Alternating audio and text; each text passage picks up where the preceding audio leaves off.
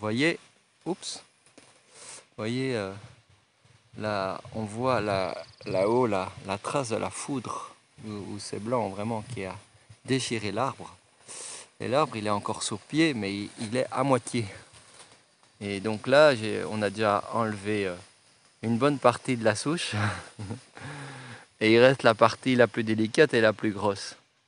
Magnifique. Si j'avais une scie pour faire des planches ou pour faire des plans de travail et tout, ça doit être magnifique.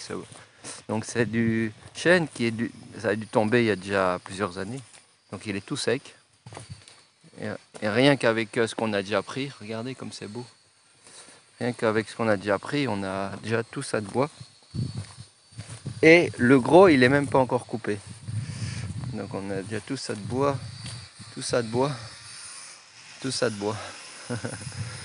Et maintenant, le défi, je suis ici avec Maxine, une copine qui vient visiter et qui m'aide.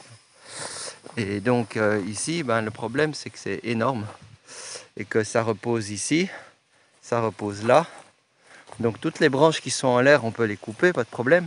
Mais à partir du moment où on va s'attaquer ici à un côté là ou à un côté là, il y a le morceau qui va s'écrouler et il va bloquer la scie. Donc voilà, en plus j'ai une petite scie, une scie électrique sur batterie, Makita, qui est très bien, mais bon, pour faire des très gros arbres comme ça, c'est pas fait pour. Et aussi la batterie, elle dure que 15-20 minutes avec ces grosses coupes. Donc je dois avoir 3 jeux de batterie pour pouvoir pas m'arrêter après 40 minutes tout le temps. Donc voilà, j'ai appris 2 chargeurs et 3 jeux de batterie.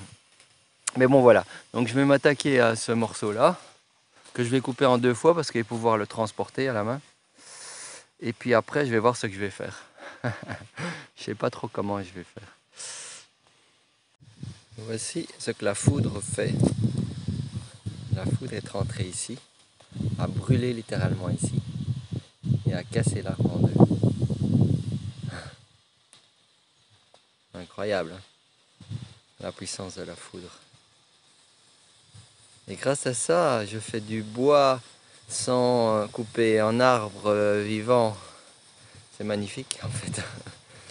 Et heureusement, cet arbre, il est toujours là. La moitié se porte à merveille.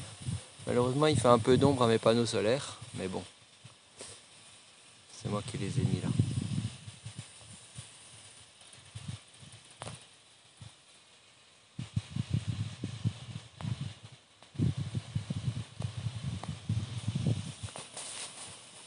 Et ici, ça vous donne une idée, au fond, jusqu'où le branchage allait. Donc vous voyez, ça allait jusque là-bas, tout au bout. Donc au moins 10 mètres plus loin. C'est un énorme arbre, quoi.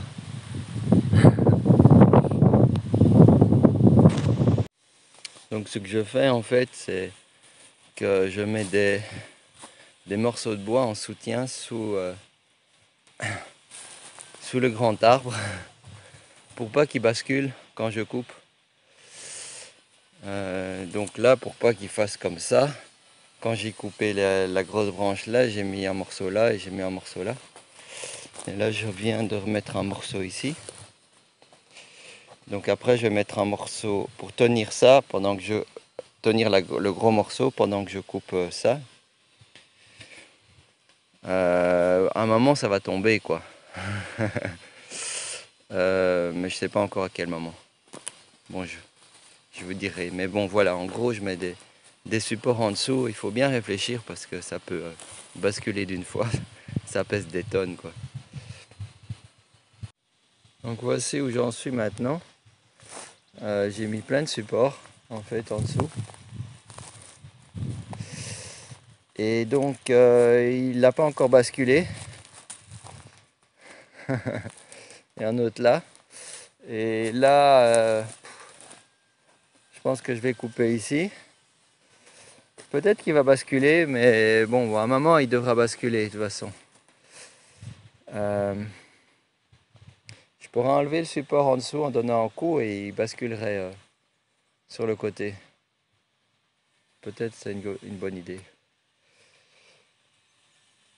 Je vais voir. Voilà, j'ai retiré les cales et il a basculé un peu comme je prévoyais. Et c'est pas mal parce que ça me permet de continuer à couper là, couper ici. Et ici, j'ai mis des bois en dessous qui ne soient pas contre le sol. Comme ça, je peux attaquer par ici aussi. Tac, tac, tac, tac, tac, tac, tac. So, pas mal, pas mal.